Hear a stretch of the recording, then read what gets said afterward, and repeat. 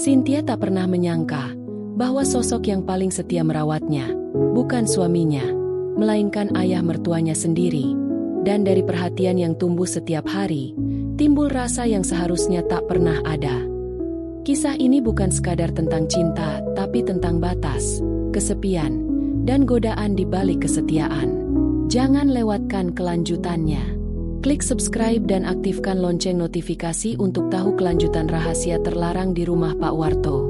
Pak Warto adalah seorang pria parubaya yang hidup dalam kesunyian di sebuah desa kecil di pinggiran kota. Sudah hampir 8 tahun ia menduda, sejak istrinya, Bu Rini, meninggal dunia karena penyakit stroke. Sejak kepergian sang istri, hari-hari Pak Warto hanya diisi dengan rutinitas yang sama. Bangun pagi, menyapu halaman, menyiram bunga, dan sesekali pergi ke warung kopi untuk sekadar berbincang dengan tetangga. Namun saat malam tiba, sunyi kembali menelannya. Tak ada lagi suara tawa, tak ada yang menyeduhkan teh, tak ada yang menemaninya tidur. Anak satu-satunya, Randy, kini telah bekerja sebagai supervisor di sebuah perusahaan kontraktor di kota. Meski jarang pulang, Randy tetap berbakti.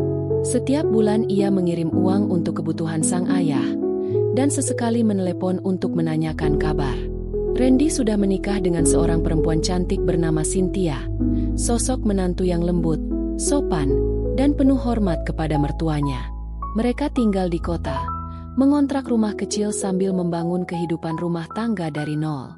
Namun semuanya berubah ketika perusahaan tempat Randy bekerja membuka cabang baru di kota kecil yang dekat dengan desa tempat Pak Warto tinggal.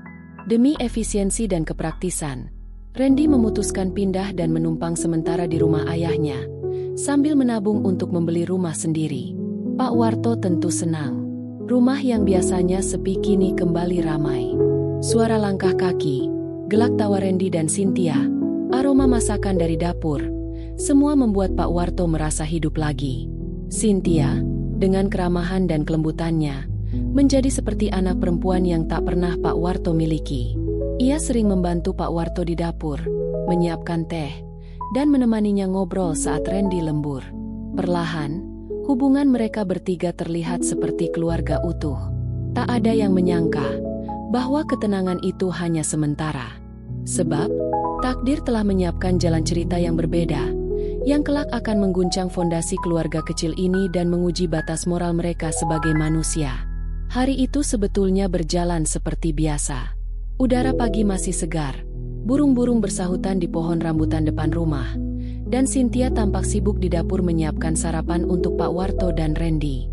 Senyumnya tak pernah absen, bahkan ketika tangannya sibuk mengiris bawang. Randy, yang kala itu mendapat tugas mendadak keluar kantor, meminta istrinya untuk menjemputnya siang nanti ke terminal kota, karena mobil kantor sedang dipakai rekan lain. Meski sempat ragu karena belum terlalu hafal jalan, Cynthia menyanggupi. Ia tak ingin merepotkan Pak Warto yang sudah tua, dan ia tahu Randy pasti lelah kalau harus naik ojek jauh ke desa. Sekitar pukul 2 siang, cuaca mulai mendung. Cynthia yang mengendarai mobil sedan milik Randy, terlihat gugup namun tetap tenang. Ia sempat menelepon Randy sebelum berangkat, meyakinkan bahwa ia baik-baik saja. Namun takdir memang tak bisa ditebak. Di tikungan jalan menuju pusat kota, sebuah truk dari arah berlawanan kehilangan kendali karena remblong. Tubrukan hebat tak terhindarkan. Suara dentuman logam beradu memecah sore yang kelabu. Mobil Cynthia terpental ke sisi jalan, ringsek parah di bagian kiri depan. Orang-orang mulai berkumpul, berteriak, dan menghubungi ambulans.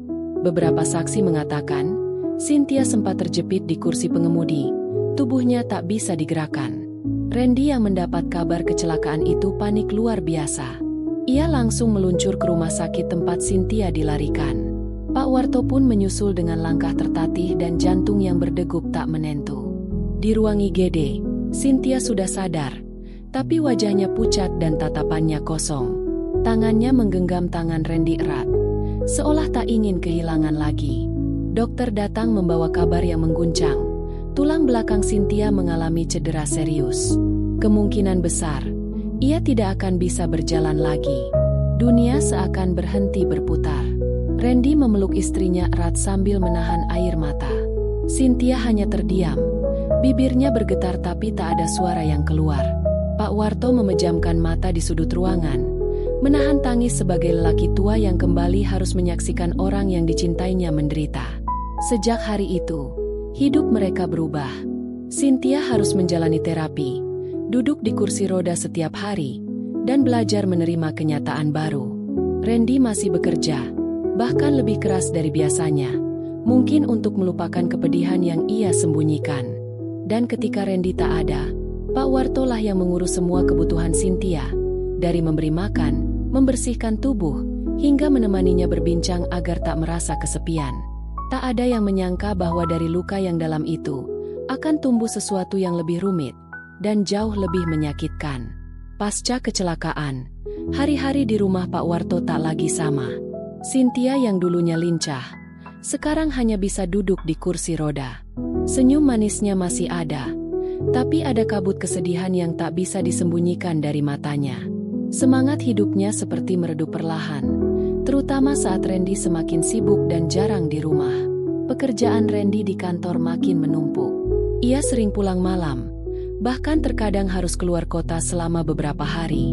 Semua itu ia lakukan demi mencukupi kebutuhan istri dan ayahnya. Tapi tanpa ia sadari, jarak antara dirinya dan Cynthia kian melebar.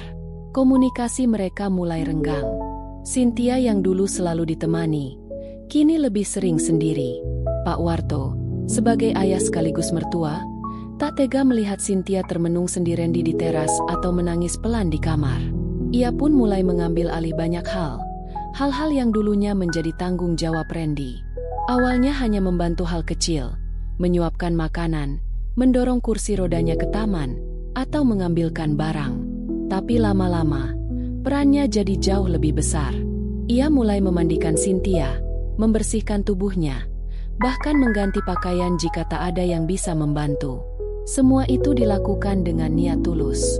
Kasih sayang seorang mertua kepada menantunya yang sedang diuji. Tapi kedekatan yang terlalu intens, dalam waktu yang terlalu lama, perlahan menumbuhkan perasaan yang tak mereka sadari. Cynthia mulai merasa nyaman saat Pak Warto berada di dekatnya. Ia tak lagi merasa sendirian. Pak Warto pun menemukan kembali makna menjaga yang dulu ia rasakan saat merawat mendiang istrinya. Mereka mulai banyak berbicara dari hati ke hati, tentang kesepian, tentang kehilangan, tentang kerinduan. Suatu sore, saat hujan deras turun dan listrik padam, Cynthia ketakutan. Dentuman petir membuatnya terisak, dan Pak Warto yang saat itu berada di ruang tengah langsung menghampirinya. Tanpa banyak kata, ia memeluk Cynthia, mencoba menenangkan. Pelukan itu terlalu lama, terlalu hangat, dan terlalu nyaman untuk dilepaskan cepat-cepat. Sejak malam itu, suasana di antara mereka berubah. Tatapan mereka jadi berbeda. Ada sesuatu yang mereka tahu tak seharusnya ada, tapi sulit dihindari. Pak Warto mulai gelisah setiap kali membantu Cynthia mengganti pakaian. Cynthia pun mulai merindukan perhatian Pak Warto setiap kali pria tua itu keluar rumah walau hanya sebentar. Sunyi telah membawa mereka ke ruang kosong yang sama, dan di ruang itu, perasaan yang seharusnya tak pernah tumbuh, mulai menunjukkan wujudnya. Sejak malam hujan itu, ada yang berubah. Baik Pak Warto maupun Cynthia mulai merasakan sesuatu yang tak bisa mereka jelaskan dengan kata-kata. Tatapan mereka jadi lebih dalam. Keheningan di antara mereka tak lagi terasa canggung, malah seolah penuh makna. Ada getar halus di dada, yang sebelumnya tidak pernah ada. Getar yang aneh, salah, tapi nyata. Cynthia mulai memperhatikan Pak Warto lebih dari sebelumnya. Cara lelaki tua itu menyisir rambutnya setiap pagi, menyuapinya dengan sabar, atau sekadar menemaninya di teras sambil memandangi langit sore. Semua itu terasa hangat, bukan hanya karena perhatian, tapi karena sentuhan emosional yang perlahan merayap ke dalam hatinya. Cynthia yang semula merasa hancur dan tak berdaya, kini merasa kembali hidup di hadapan satu-satunya sosok yang selalu ada saat dia jatuh. Pak Warto sendiri berada dalam perang batin yang hebat. Setiap kali ia melihat Cynthia tertawa karena candanya, ia merasa bersalah. Setiap kali ia harus membantu membersihkan tubuh Cynthia, matanya harus terus berpura-pura buta. Ia tahu Perasaan itu tak boleh ada. Tapi ia juga tak bisa menyangkal bahwa sejak kedekatan itu tumbuh, rumah yang dulunya sunyi kini terasa hidup kembali. Di ruang makan, ketika tangan mereka tak sengaja bersentuhan, tak ada yang segera menarik. Di malam-malam sepi, suara tawa mereka kadang terdengar terlalu lama untuk sekadar candaan biasa. Bahkan saat Randy pulang, Pak Warto sering merasa cemburu dalam diam, melihat anaknya mencium kening istrinya. Cynthia pun tak bisa menatap Randy seperti dulu, karena hatinya mulai terbagi, tanpa ia kehendaki. Puncaknya adalah saat suatu sore, Cynthia meminta Pak Warto mengajarinya menanam bunga di halaman. Saat ia kehilangan keseimbangan dari kursi rodanya dan tubuhnya nyaris jatuh, Pak Warto menangkapnya dan tubuh mereka bersentuhan begitu dekat. Mata mereka bertemu. Tak ada kata, tapi dalam keheningan itu, dada mereka bergetar oleh sesuatu yang tak bisa mereka lawan. Malamnya, Pak Warto duduk sendirian di serambi rumah. Ia menatap langit kosong, berbisik pada dirinya sendiri. Aku ini siapa, orang tua atau lelaki yang lemah? Sementara Cynthia termenung di kamarnya, menatap foto pernikahannya dengan Randy, dan bertanya dalam hati, kenapa justru dia yang membuatku merasa dicintai, padahal seharusnya tidak? Batas mulai kabur, antara cinta dan iba, antara kasih dan gairah, antara yang wajar dan yang terlarang. Dan mereka tahu, sekali saja mereka melangkah lebih jauh, tak akan ada jalan kembali.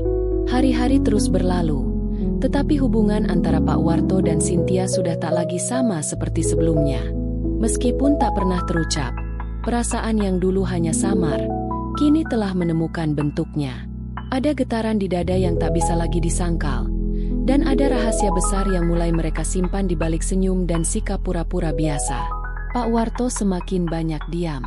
Ia menjadi lebih hati-hati dalam bertindak, takut jika kelembutannya terlihat terlalu berlebihan.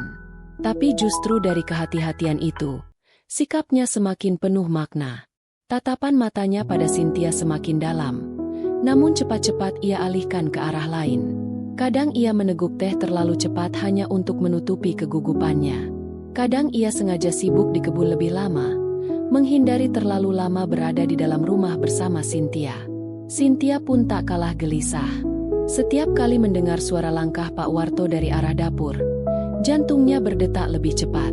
Ia menjadi lebih sering berdandan meski hanya di rumah, memilih pakaian yang rapi, mematut diri di cermin. Bukan untuk suaminya, tapi untuk sosok yang selama ini setia merawat dan menemaninya. Ketika Randy pulang kerja, rumah kembali seperti biasanya, tapi hanya di permukaan. Ada senyum palsu, obrolan basa-basi, dan kehangatan keluarga yang mulai terasa canggung. Randy tak sepenuhnya bodoh. Ia mulai mencium sesuatu yang berbeda, terutama dari sikap Cynthia yang kini lebih pendiam, lebih sering melamun. Tapi ia selalu menepis kecurigaan itu. Karena siapa yang bisa menuduh ayah kandungnya sendiri?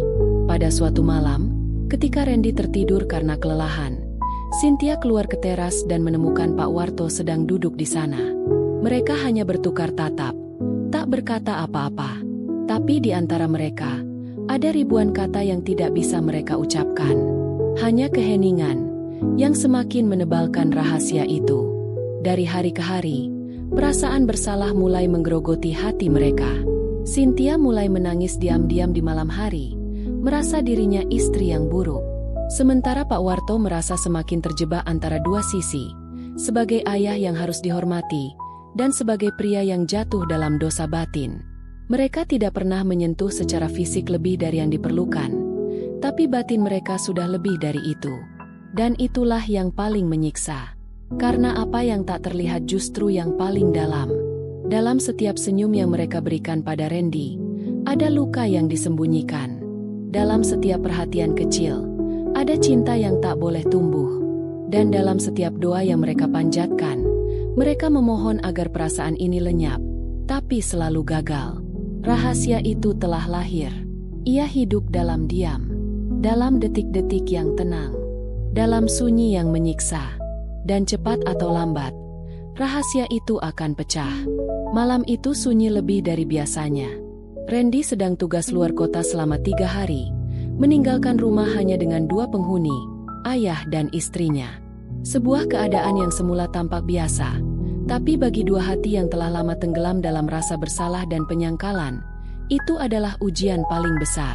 Hari pertama masih terasa tenang. Pak Warto menjaga jarak, berbicara seperlunya, dan lebih banyak mengurung diri di kamar. Cynthia pun memilih duduk di ruang tamu sambil membaca buku, mencoba menenangkan hati yang terus bergemuruh. Tapi tak ada yang bisa memungkiri, ada sesuatu yang terasa mengambang di udara. Tegangan yang tak terlihat namun nyata. Seperti api kecil yang terus mengendap di bawah tumpukan jerami. Hari kedua, cuaca mulai hujan sejak sore. Listrik kembali padam seperti malam itu. Malam ketika pelukan mereka pertama kali menyalakan bara yang selama ini mereka sembunyikan. Cynthia duduk termenung di tepi jendela, mengenakan sweater tipis, rambutnya tergerai alami. Pak Warto yang sejak tadi duduk di ruang tengah, merasa gelisah. Ada dorongan dalam dirinya untuk bicara, untuk jujur, untuk menyelesaikan semua ini sebelum semuanya terlambat. Tapi ketika ia masuk ke kamar Cynthia untuk memastikan keadaannya, semuanya runtuh. Cynthia sedang menangis pelan. Matanya basah, pipinya merah. Melihat itu, naluri Pak Warto sebagai pelindung muncul.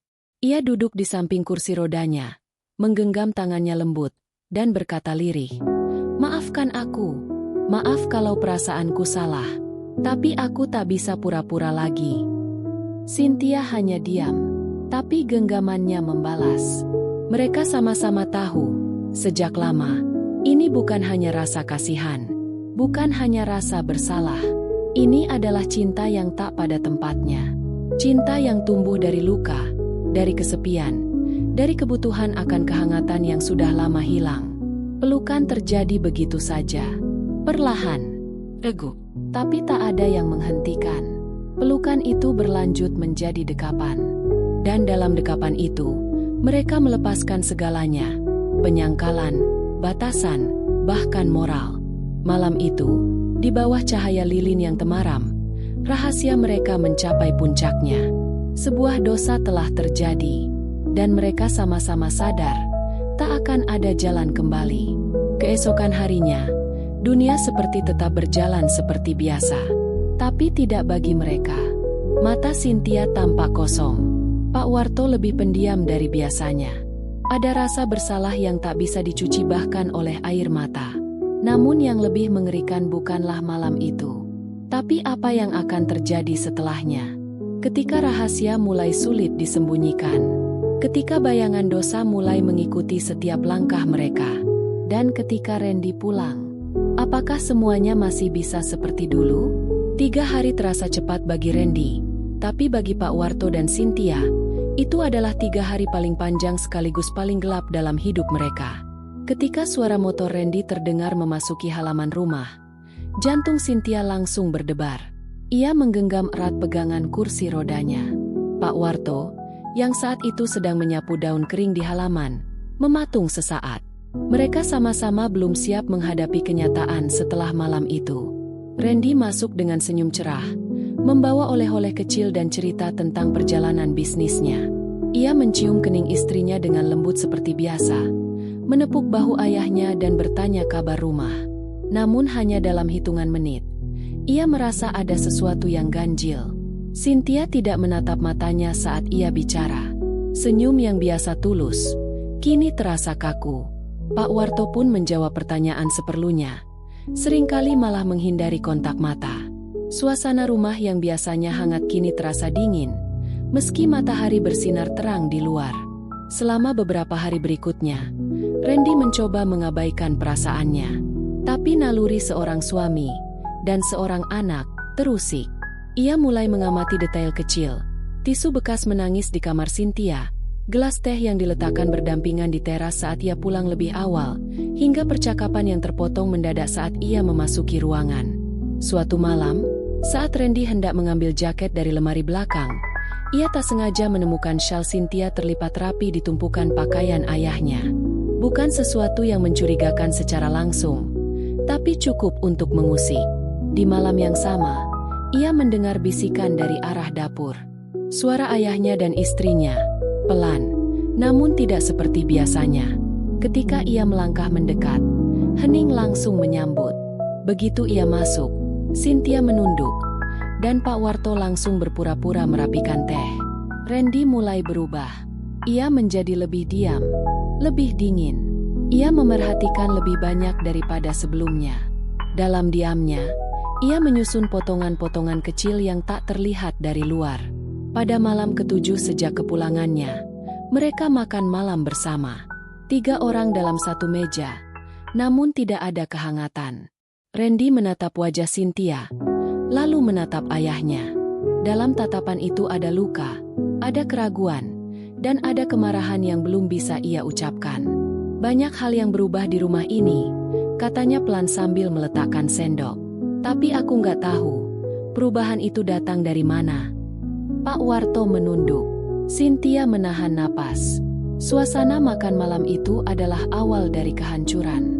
Diam-diam, luka mulai terbuka, dan cinta terlarang yang telah mereka pertahankan dalam sunyi, kini mulai bergetar di ambang kehancuran. Kebohongan, sekuat apapun dijaga, akan selalu meninggalkan celah. Dan celah itulah yang mulai membesar dari hari ke hari. Randy semakin curiga. Semakin sering ia mendapati tatapan kosong dari Cynthia, atau diam canggung dari Pak Warto saat mereka bertiga berada di ruangan yang sama. Seperti ada sesuatu yang tak terucap, namun terlalu jelas untuk diabaikan. Pada suatu pagi, Randy pura-pura pergi bekerja. Ia berangkat seperti biasa, dengan pakaian rapi dan ciuman di kening istrinya. Namun, hanya 1 jam setelah itu, ia kembali diam-diam. Ia tak masuk rumah lewat pintu depan, melainkan dari pintu samping yang mengarah ke dapur. Langkahnya pelan, hatinya berdegup keras. Ia ingin memastikan bahwa rasa curiganya bukan cuma bayangan, atau justru membuktikan bahwa ketakutannya selama ini memang benar adanya. Saat itulah ia mendengar suara tawa lirih dari ruang tengah. Suara Cynthia, lalu suara ayahnya. Bukan suara menggoda, bukan pula percakapan cabul, tapi ada keintiman dalam nada mereka. Keakraban yang tidak biasa. Randy mengintip dari balik dinding, dan apa yang ia lihat meremukkan hatinya. Cynthia sedang menggenggam tangan Pak Warto sambil tertawa kecil. Bukan karena lelucon, tapi karena kenyamanan. Sentuhan itu terlalu lembut, terlalu dalam. Dan tatapan ayahnya pada Cynthia bukanlah tatapan seorang mertua, tapi seorang pria yang sedang jatuh cinta. Sesuatu yang tak pantas, namun nyata. Randy tak masuk ke ruangan itu. Ia kembali ke kamarnya, menahan air mata yang hampir tumpah. Malam harinya, rumah begitu hening. Ia tak mengatakan apa-apa, tapi Cynthia bisa merasakannya. Ia tahu rahasia itu tak lagi rahasia. 2 hari kemudian, saat suasana makan malam kembali hambar, Randy tiba-tiba meletakkan sendok dan menatap keduanya dengan mata merah.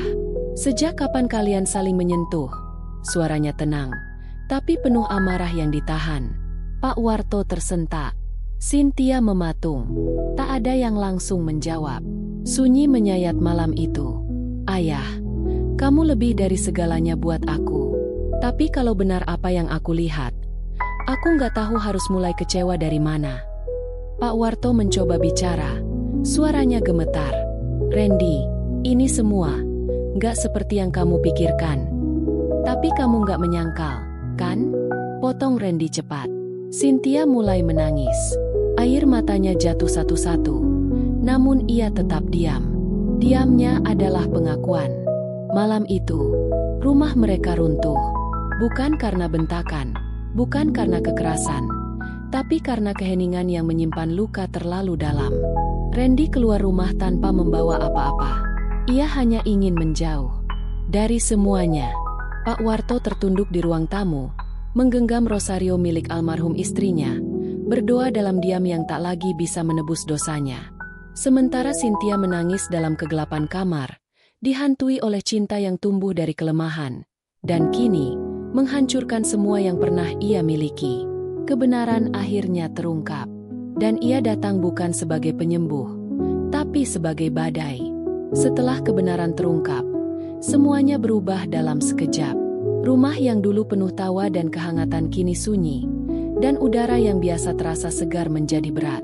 Randy, dengan emosi yang terpendam, memilih untuk pergi dari rumah. Ia mengemasi barang-barangnya, meskipun tak ada satu kata pun yang keluar dari bibirnya. Hatinya hancur, namun ia juga merasa tak tahu harus berbuat apa. Ia merasa dikhianati oleh dua orang yang paling ia cintai. Pak Warto, yang sudah lanjut usia, merasa dirinya lebih tua dari sebelumnya. Usianya yang makin senja seolah tak cukup untuk menebus dosa yang baru saja terungkap. Ia duduk di ruang tengah, menatap kosong ke arah pintu yang terbuka lebar, tempat Randy keluar dengan langkah terburu-buru, tanpa berpaling. Kata-kata permintaan maaf tak ada artinya lagi. Waktu sudah terlalu jauh meninggalkan mereka. Cynthia yang terjebak dalam penyesalan dan kesedihan merasakan dua perasaan yang saling bertentangan. Di satu sisi, ia merasa sangat mencintai Pak Warto, perasaan yang telah berkembang tanpa sengaja. Tapi di sisi lain, ia tahu bahwa perasaan itu telah menghancurkan hidupnya dan kehidupan orang lain, terutama suaminya, Randy. Keesokan harinya, Pak Warto memutuskan untuk pergi mencari Randy. Ia tak tahu bagaimana cara berbicara, tapi ia tahu satu hal, ia harus meminta maaf. Meski ia tahu, permintaan maaf takkan bisa mengembalikan segalanya. Ia pergi ke apartemen Randy, dengan langkah berat dan hati yang penuh penyesalan. Cynthia, sementara itu, memutuskan untuk berbicara dengan Pak Warto. Mereka berdua bertemu di ruang tamu. Tatapan mereka saling bertemu tanpa kata. Hanya ada rasa yang membungkam. Pak Warto. Cynthia memulai dengan suara gemetar. Apa yang terjadi adalah kesalahan besar. Kita semua telah membuat pilihan yang salah. Ia menunduk, tak bisa lagi menatap wajah Pak Warto. Aku tahu, aku tak bisa mengubah apa yang telah terjadi. Tapi, aku harus memilih. Aku harus memilih apakah aku akan melanjutkan hidup ini dengan rasa bersalah, atau memilih untuk pergi dari semua ini. Pak Warto menatapnya dalam diam. Ia tahu apa yang dimaksud Cynthia. Keputusan itu tak mudah, tapi ia juga tahu bahwa apapun yang mereka pilih akan membawa mereka ke jurang yang lebih dalam. Ada pilihan antara pengampunan dan kepergian. Dua jalan yang tampaknya tak ada jalan tengahnya. Saat Randy kembali, ada yang telah berubah. Pak Warto telah kembali ke rumah setelah percakapan dengan anaknya. Namun ia membawa sedikit harapan bahwa ada kemungkinan untuk memperbaiki hubungan mereka. Tapi di sisi lain, Cynthia tahu bahwa kebenaran telah menghancurkan segalanya. Tidak ada lagi yang bisa diperbaiki seperti semula. Mereka semua harus membuat pilihan terakhir mereka. Randy. Cynthia mencoba berbicara dengan suara yang hampir tak terdengar. Aku mencintaimu, tapi aku tahu kita tak bisa kembali seperti dulu. Randy menatapnya dengan mata yang penuh luka. Dan aku mencintaimu, Cynthia. Tapi aku tak bisa hidup dengan rahasia ini lagi. Pada titik ini, semuanya bergantung pada keputusan yang harus diambil. Ada yang harus memilih untuk memaafkan. Ada yang harus memilih untuk pergi. Ada yang harus memilih untuk terus hidup bersama dengan luka. Atau memilih untuk melepaskan diri dari semua ikatan yang ada. Masing-masing berdiri di persimpangan jalan, dengan pilihan yang akan menentukan masa depan mereka. Apakah mereka akan mengakhiri segalanya? Atau ada kemungkinan untuk memulai lagi?